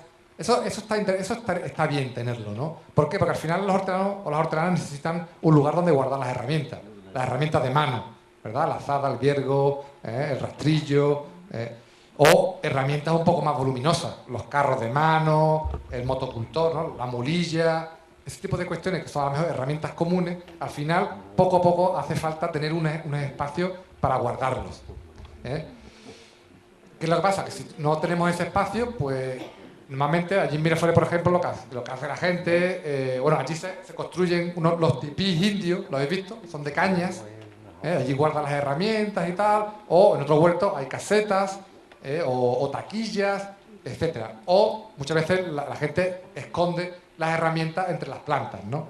Plantan calabaza, ¿no? Y como la tiene la hoja muy ancha, muy amplia, pues claro, tú vas por allí a robar algo, no te vas a poner a rebuscar entre las matas a ver si encuentras una azada, ¿no?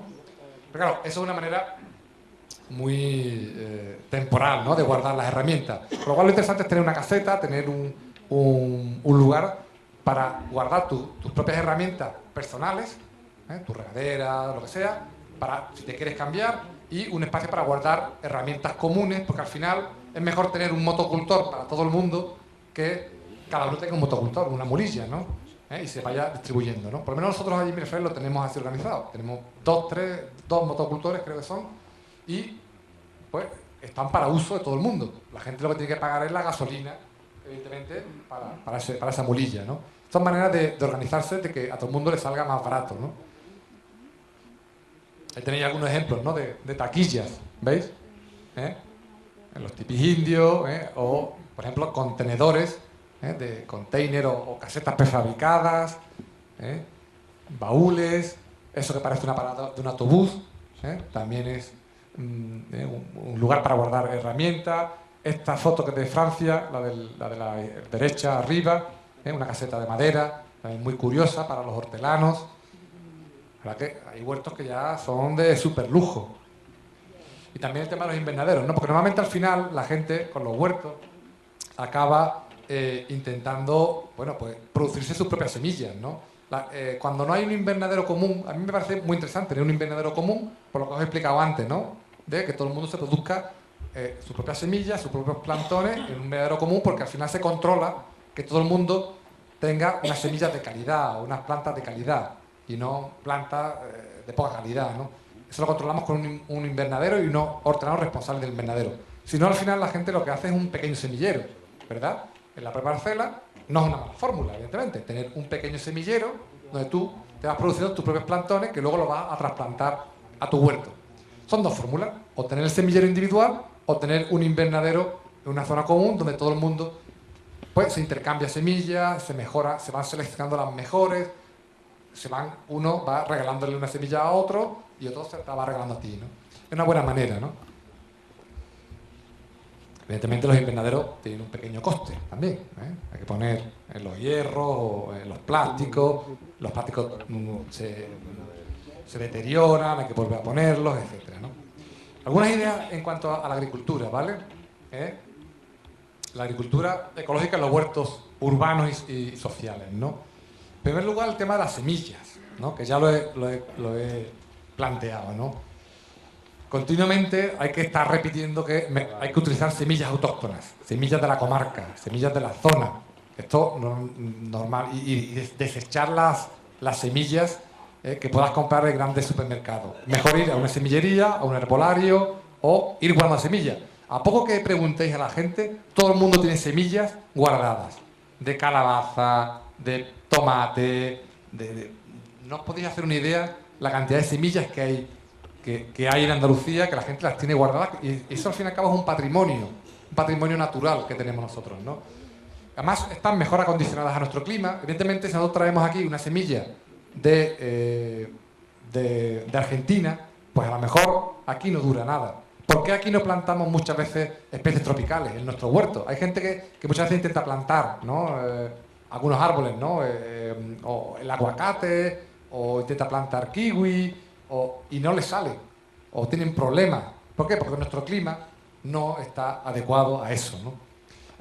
Está muy bien hacer experimentos, pero al final es muy difícil, muchas veces no te salen esos productos, ¿no? Nosotros tenemos ya unos productos que todos los conocéis, que están muy bien identificados, y es muy difícil plantar cosas que vienen pues, de Australia o de Japón o de América, porque muchas veces esas plantas no están acondicionadas a nuestro clima.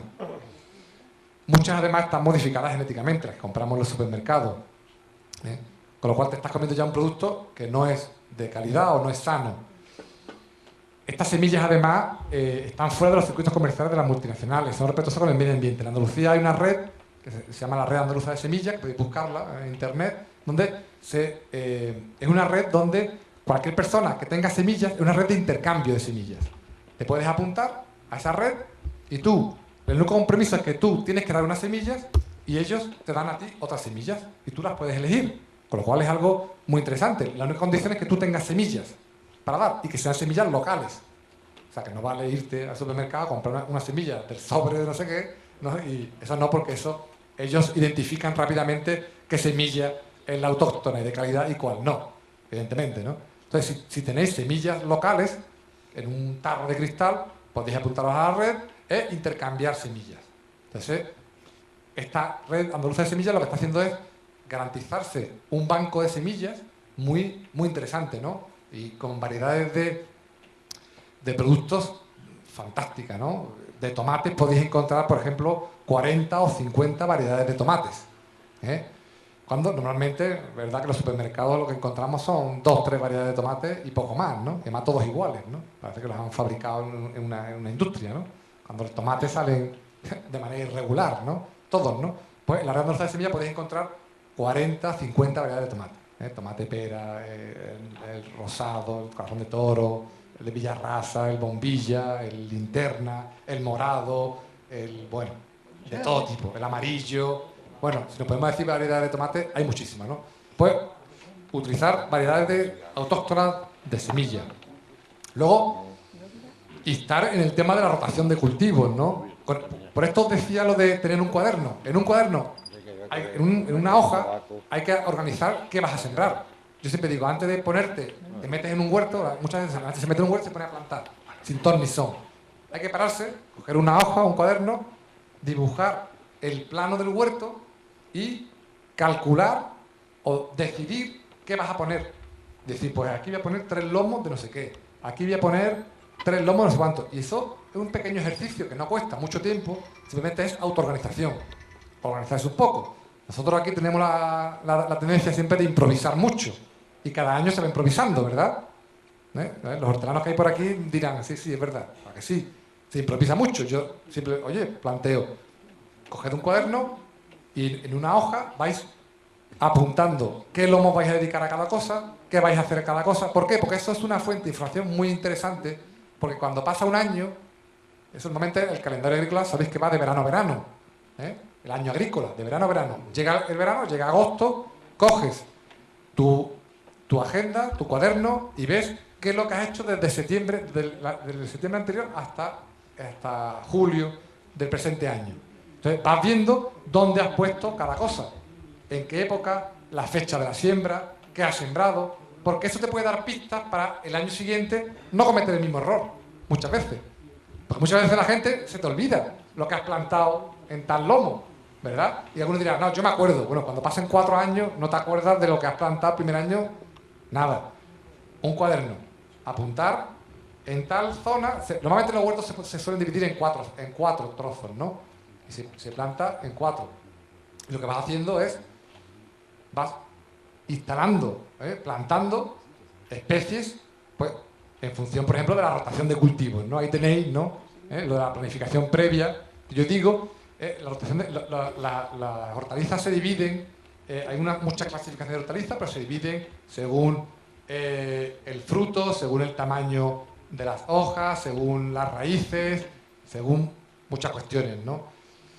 Pues podéis dividir esto, las parcelas en cuatro trozos, en 4 pedazos y ir combinando las plantas según el tamaño de la raíz, según el tipo de hortaliza. Por ejemplo, en una zona leguminosa y crucífera, pues, los guisantes, etcétera, ¿no? Habas. En otra zona, cucurbitáceas, los rabanitos, por ejemplo. En otra zona, umbilíferas, liliáceas, ¿no? Cebolla, zanahoria. En otra zona, solanáceas, ¿no? Berenjena, tomate.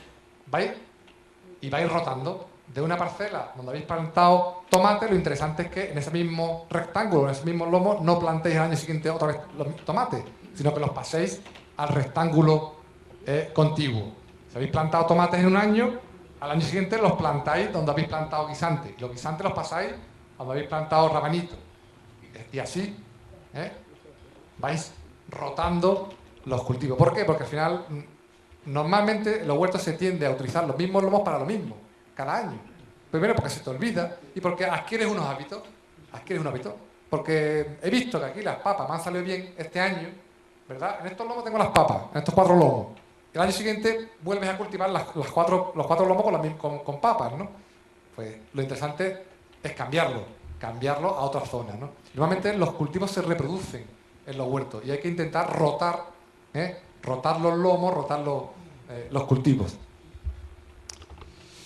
Evidentemente esto lo sabéis todos, ¿no? La identificación de hortalizas y verduras, ¿verdad? Esto lo traigo porque hace poco di una clase allí en la universidad con mis alumnos que tienen 20 años y les puse este ejercicio. Les dije, a ver, identificación de hortalizas y verduras. Hay 28 y, bueno, acertaron unos 15. Con esto os quiero decir que vosotros las conoceréis todas, evidentemente, ¿verdad? Ajo, lechuga, escarola, tomate, pimiento, ¿verdad? Las conocéis todas, ¿no? Alguna puede tener algún problema por el tamaño, ¿verdad? El nabo que está allí, en fin, la hierbabuena, el brócoli, en fin, albahaca, la última. Bueno, con esto os quiero decir que no penséis que todo el mundo conoce este tipo de cosas, ¿eh?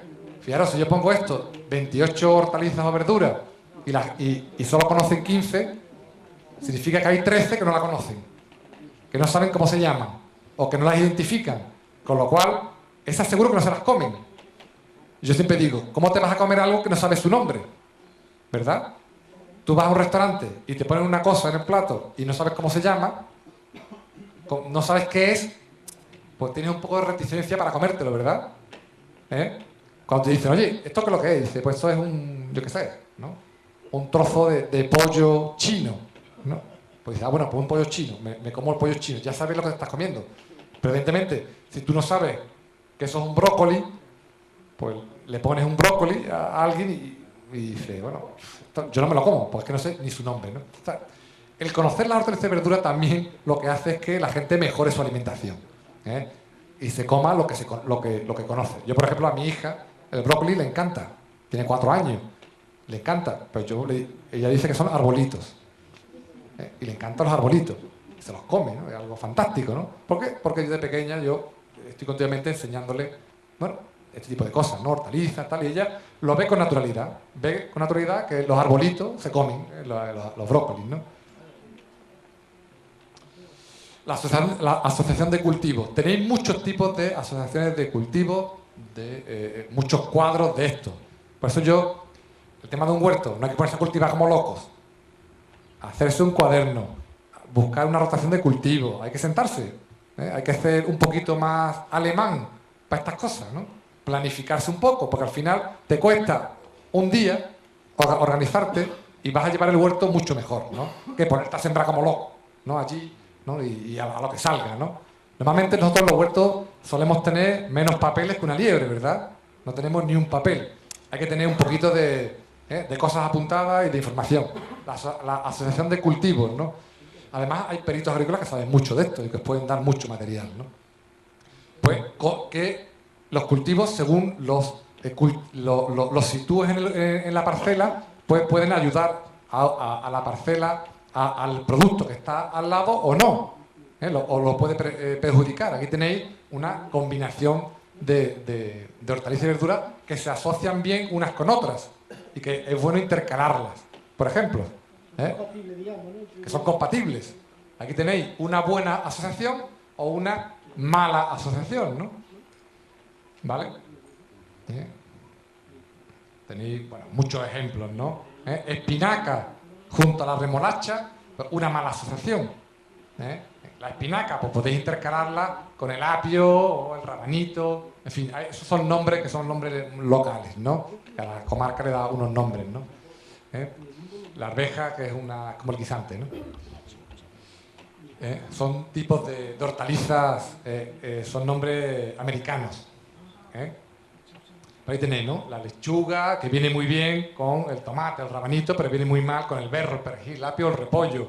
En fin, tenéis muchas asociaciones de cultivo. Esto simplemente es, pues, buscar esas tablas, la que se adecue mejor a lo que tú quieres cultivar, y elegir la tabla que más te gusta e ir siguiéndola un poco, ir combinando. Porque una planta le aporta a la que está al lado cosas que no tiene. Las plantas necesitan nitrógeno, por ejemplo, para su desarrollo, ¿no? Pues evidentemente hay plantas que producen nitrógeno y otras que lo consumen.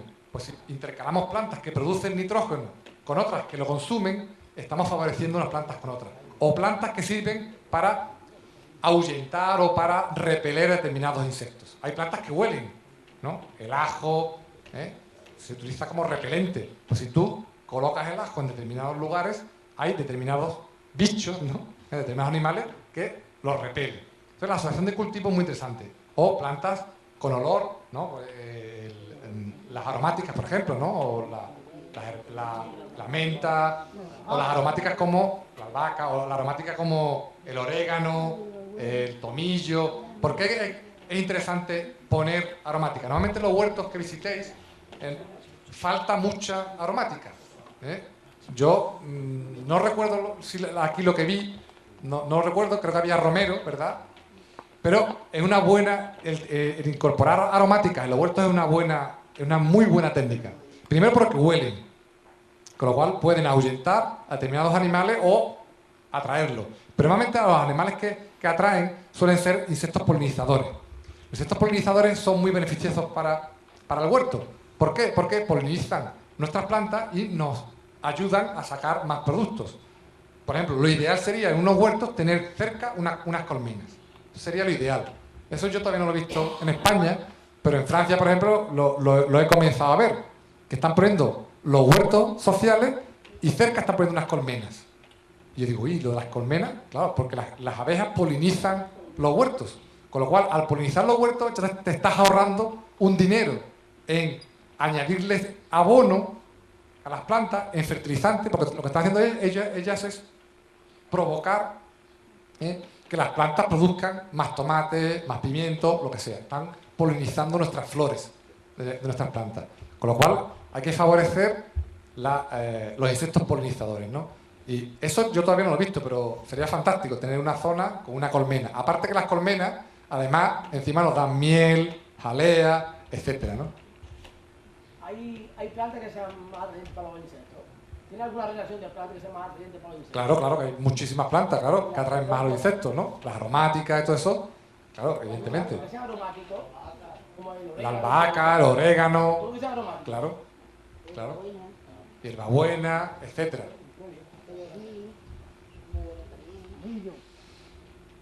¿Qué más? Acolchados, ¿no? El tema de los acolchados que también cada vez se utiliza más. El tema de los acolchados. Utilizar paja, normalmente se utiliza paja para cubrir el suelo entre las plantas.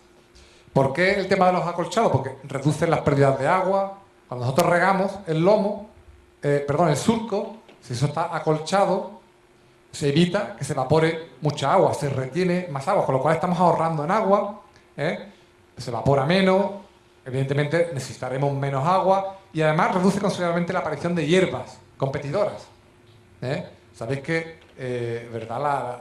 Normalmente en nuestro huerto continuamente estamos quitando lo que llamamos comúnmente malas hierbas, que en teoría no hay ninguna hierba mala, pero quitando malas hierbas porque son plantas espontáneas que crecen y que compiten con nuestras plantas.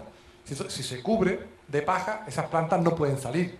Lo tienen mucho más difícil, porque el sol no les da, ¿vale? No pueden hacer la fotosíntesis, con lo cual estamos eliminando. Es una manera muy natural de eliminar plantas adventicias o plantas invasoras que a lo mejor no queremos, ¿no?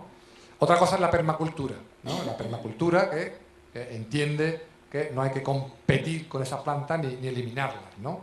Pero normalmente los huertos sociales hacen una agricultura que elimina, ¿no? Las plantas adventicias como estas, ¿no? He tenido un ejemplo, ¿no? de paja, ¿no? Proporciona un microclima en el suelo, beneficia a una flora microbiana que es interesante para nuestros huertos, ¿no? Los abonos verdes, yo tengo que comentar más que yo no soy ingeniero agrícola, o sea que pasa que bueno, uno al final acaba aprendiendo de ese tipo de cosas, ¿no? Los abonos verdes, ¿no? El cultivo de determinadas leguminosas o determinadas gramíneas no solo para consumir, que normalmente muchas no se utilizan para consumir, sino que se depositan en los huertos y sirven para nitrogenar sobre todo el suelo. Por ejemplo, las habas. Lo que se hace con la planta de la haba, la planta cogemos la vaina, pero la planta que hacemos, ¿no? Probablemente se puede triturar y se puede depositar en el huerto. Eso es un abono verde. Es un abono gratis que nosotros mismos hemos producido con la planta y que no te la tenemos que tirar al exterior. Se puede aprovechar como un abono verde, un abono orgánico. Y luego el tema del compost, ¿no? El tema del compost, que también es muy interesante. El compost, además, con un compost propio del huerto, ¿no? Que se puede enriquecer. El compost, hay que diferenciar entre el compost vegetal que podemos generar nosotros en un huerto, que al final son restos de plantas, restos de tallos, de pequeñas ramas, hojas, etcétera. Hay que diferenciarlo un poco del compost que podemos generar en nuestra casa, porque el compost de nuestra casa es absolutamente diferente. Ahí hay restos de cáscaras, de carne, puede ser.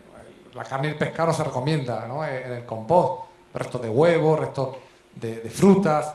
Bueno, nuestro compost es un compost mucho más ligero, un compost solo de plantas herbáceas. En su mayoría lo que se hace es incorporar algún tipo de arena y ir provocando la descomposición de esas plantas y con el paso del tiempo se va, mediante la humedad y el calor, se va provocando una materia que es fértil para incorporarla a nuestros huertos, ¿no? El compost, por ejemplo, no puede superar unos determinados grados. Si habéis hecho compost, allí en Miraflores durante años hicimos una gran compostera. El compost coge mucho calor, hay que regarlo de vez en cuando y hay que medir la temperatura. Hay unos termómetros para meter en la tierra, pero si hacéis un agujero y metéis la mano, os quemaréis, seguramente, ¿no? Porque el compost, la descomposición de las plantas, aparte de que liberan un gas, retiene mucho calor. Por ejemplo, no puede superar los 73 grados. Pues al superar los 73 grados, que es bastante temperatura, pues se eliminan muchas bacterias que son beneficiosas para el compost, ¿no? Hay que mantener el compost húmedo y con un calor determinado para que se descomponga la materia herbácea y nos dé un producto que podamos incorporar a nuestro huerto. Y además un abono gratis, que lo estamos sosteniendo, ¿no? Y luego, o el abono de origen animal, como el estiércol. Evidentemente eso también hay muchas recomendaciones, ¿no? Como lo de no incorporar el estiércol a nuestro huerto de manera directa. ¿Por qué? Porque nos acidifica el suelo, nos lo vuelve muy ácido, nos los quema.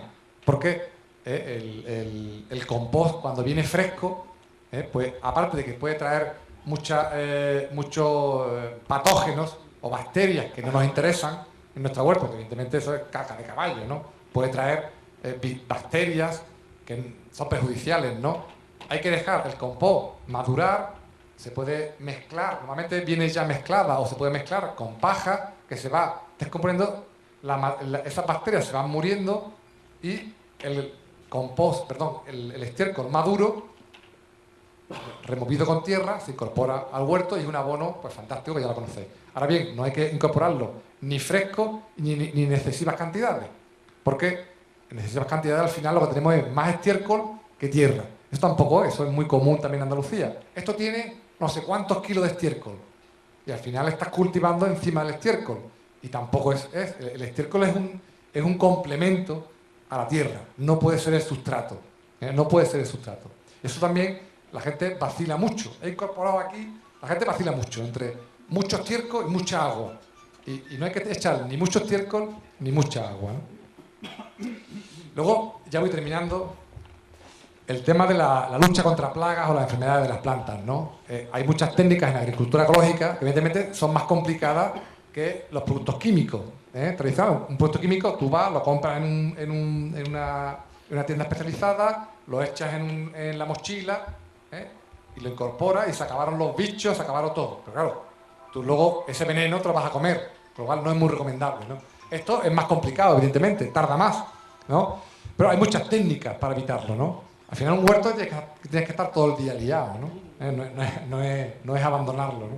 La colocación de barreras o trampas físicas que impidan acercarse a los cultivos, barreras para caracoles, mallas antipájaros, repelentes con cerveza para babosas, las tiras amarillas, las trampas cromáticas, las trampas con feromonas, para que se acerquen determinados insectos que no nos interesan, ¿vale? Determinadas moscas, por ejemplo, que se van a las trampas con feromonas. El uso de preparados que actúan como repelentes, ahora vamos a ver algunas, los macerados de ajo, de tomillo, de ortiga, de cola de caballo, etc., ¿no? La lucha biológica, potenciando la aparición de otros animales, por ejemplo, en los huertos. Los niños saben todos que las mariquitas son fantásticas para comerse los pulgones. Eso lo saben nuestros niños de huertos escolares. Ahora, preguntarle para qué sirve ese insecto de color rojo con puntitos negros.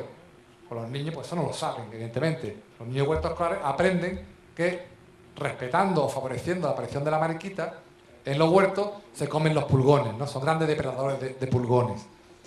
Y sabéis que los pulgones es uno de los mayores enemigos de los huertos, ¿no? Y luego, en los casos más graves, insecticidas naturales, ¿no? Como el NIM, el pelitre, el jabón potásico, las costilla, bicarbonato sódico, etcétera, etcétera, etcétera, ¿no? Ahí tenéis algunas recetas, son recetas para tenerlas en los huertos, ¿no? Los purés de ortigas, las soluciones de ajo, el tabaco, fijaros, ¿no? Lo venenoso que es el tabaco, que también lo utilizamos como insecticida natural en los huertos, ¿no? Para las cochinillas, los pulgones, etcétera, la cola de caballo, etcétera. Ahí tenéis, son fórmulas, recetas muy fáciles para elaborar, con agua, un recipiente y la incorporación de este producto, y de un resultado bastante curioso, ¿no? Bueno, por último, ¿no? Al final en los huertos no solo es cultivar, no solo es tener un terrenito, sino que son huertos que son del ayuntamiento, son huertos municipales, y hay que tener unos logotipos, unos eslóganes, yo creo que la gente tiene que aprender de agricultura ecológica. Esta es una charla muy general, pero luego habrá charlas que a lo mejor a la gente le interese, por una charla en concreta de cómo combatir al mildiu o al oidio o al no sé qué, ¿no? Son charlas muy concretas que está muy bien y que normalmente se suelen generar en los huertos, porque la gente al final quiere aprender. La gente quiere aprender este tipo de cuestiones, ¿no? O hacer boletín periódico, hacer un documental, un reportaje sobre los huertos, las jornadas de puertas abiertas, las pequeñas fiestas. Por ejemplo, aquí en Pedrera, oye, pues podríais sacar una pequeña guía de prácticas agrícolas de Pedrera, en fin, podríais sacar un pequeño manual de los huertos de Pedrera, y repartirlos por el pueblo. En fin, eso son ideas para el ayuntamiento que no está mal, ¿no? Al final dais publicidad también de lo que hacéis en Pedrera, ¿no? Las visitas a otros puestos de huertos, ya estáis invitados, por cierto, a los huertos ahí de Miraflores. Si queréis ir, allí os esperamos. Los itinerarios pedagógicos, los carteles didácticos. Cuando llegáis a un huerto, pues, no está mal poner carteles. Cuántos huertos hay, quién los ha hecho, qué se cultiva, etc. Ese tipo de información pues también es muy curiosa y muy interesante, ¿no? Ahí tenéis, ¿no? Y bueno, y para terminar, bueno, ¿qué beneficios dan los huertos, no? Los huertos provocan muchas ventajas. Aquellos pueblos que tienen huertos, la verdad que es una manera de mejorarse. Los huertos, además, son unos equipamientos, igual que todos los pueblos tienen una biblioteca o tienen una zona deportiva, ya se está pensando que los huertos también tienen que tener un huerto social, que es un equipamiento público igual que una biblioteca o una zona deportiva. Pues son los huertos, ¿no? Que además te salen muy bien, porque una biblioteca la tienes que limpiar, tienes que mantenerla. En los huertos te lo mantienen los propios vecinos. O sea, que es una manera muy barata de mantener un terreno. Y encima los vecinos están muy contentos con el ayuntamiento, así que fijaros, ¿no? Es una manera muy rentable tener unos huertos, ¿verdad? Una zona deportiva, igual, ¿no? O sea, que los huertos son como pequeños gimnasios al aire libre, son como pequeñas bibliotecas, porque la gente aprende mucho, la gente aprende sin quererlo, ¿no? Aprende de cuestiones del campo, ¿no? O sea que un huerto ya se está comprobando que son equipamientos para tener en cualquier pueblo, ciudad o cualquier barrio, ¿no? Tiene muchos efectos en la salud, ¿no? El ejercicio físico, ¿no? Siempre se dice que la gente está todo el día en el médico, cuando se le da un huerto, el tío deja de ir al médico a pedirle pastillitas, estaba quejándose que dolía todo el cuerpo, y igual en los huertos la gente se pega en un lote de trabajar tremendo, ¿verdad? La gente se pega un lote de trabajar tremendo. O sea que es un buen ejercicio físico, una buena manera de mantenerse activo, ¿verdad? Además te estás quitando de estar en tu casa viendo la tele tumbado en el sofá. Estás allí hartándote de hacer ejercicio, ¿no? Hacer deporte, ¿no? La seguridad alimentaria, ¿por qué? Porque sabes lo que te comes. Tú conoces el origen de ese producto. No es un producto que tú no sepas de dónde viene, que un supermercado, que bueno, sino que tú confías en que lo has producido tú mismo, con lo cual tienes una seguridad de que te estás comiendo algo realmente sano, ¿no? Luego la alimentación sana. Evidentemente, la gente que tiene huertos, al final, solo por tener el huerto, acaban comiendo mucha más hortalizas y verduras. ¿Por qué? Porque los huertos producen 100 metros cuadrados, produce tanto que al final te lo tienes que comer. Con lo cual empiezas a quitarte de tu dieta muchos productos precocinados o tal, que lo compras en los supermercados, y al final, como te ves obligado a comértelo, claro, pues al final te vas todo el día comiéndote los productos del huerto. Eso al final es una mejora en la alimentación. Se incrementa el producto de hortalizas y verduras y disminuyen otros productos. Sabéis que, bueno, en España el consumo de hortalizas y verduras con las generaciones van bajando. La gente joven cada vez come menos que la gente mayor. Con lo cual, el tener un huerto lo que hace es competir con eso, ¿no? Incrementar el consumo de hortalizas y verduras, ¿no? Bueno, respirar un aire más limpio, evidentemente. Si estás en un huerto, estás respirando aire libre, ¿verdad? Una actividad de ocio, de esparcimiento, de relaciones personales, la gente se conoce, vecinos de un pueblo o de un barrio. En las grandes ciudades, por ejemplo, en un barrio la gente no se conoce. Todo el mundo vive en sus pisos, tal. Un huerto es un espacio de convivencia, un espacio donde la gente se conoce, establece relaciones. Son espacios muy interesantes, ¿verdad?, para esto, ¿no? Yo siempre digo, bueno, que esto es un ahorro para la seguridad social, ¿no?